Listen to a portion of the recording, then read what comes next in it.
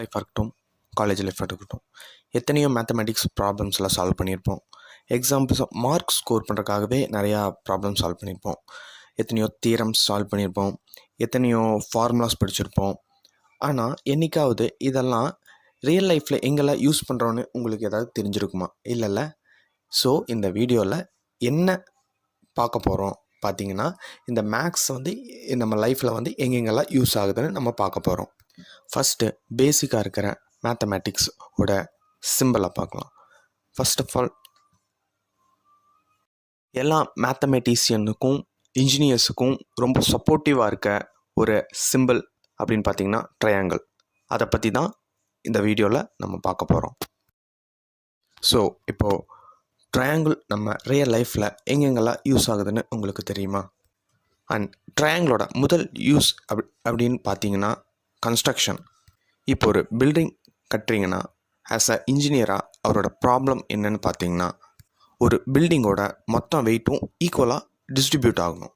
So இதுக்காக engineers என்ன பண்ணுறாங்கன்னு பார்த்தீங்கன்னா, ஈக்குவேட்டல் ட்ரையாங்கிள் அப்படிங்கிற ஒரு கான்செப்டை யூஸ் பண்ணுறாங்க.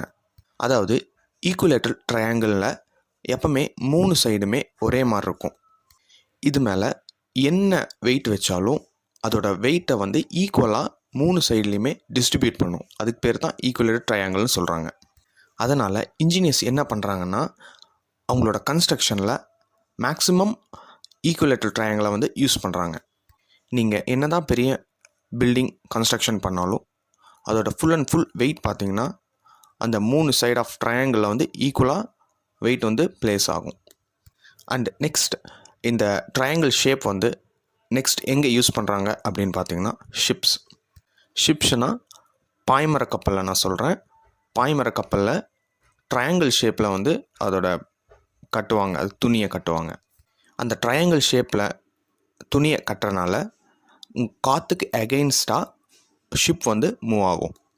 இதுவே கப்பலோட அந்த பாய்மர கப்பல் சொல்லுவாங்க, அதோட துணி வந்து பார்த்திங்கன்னா ஸ்கொயர் ஷேப்பில் கட்டினீங்கன்னா கண்டிப்பாக அது வந்து மூவ் ஆகாது.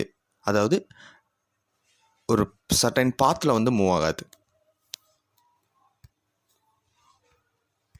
அண்ட் தேர்ட் யூஸ் எங்கன்னு பார்த்தீங்கன்னா, நம்ம வீட்டோட ரூஃப். அதாவது எந்த ஒரு மழை பெஞ்சாலும் அந்த தண்ணி வந்து மேலே நிற்காமல் கீழே வந்து ஸ்லைட் ஆகி கீழே எர்த்துக்கு, அதாவது கிரவுண்டுக்கு வந்துடும். அண்ட் அந்த பில்டிங்கோட கன்ஸ்ட்ரக்ஷன் தரம்னு சொல்லுவாங்க, அது வந்து இன்க்ரீஸ் ஆகுது. இது எல்லாம் தான் ட்ரையாங்கிளோட முக்கியமான யூசஸ்ன்னு சொல்கிறாங்க.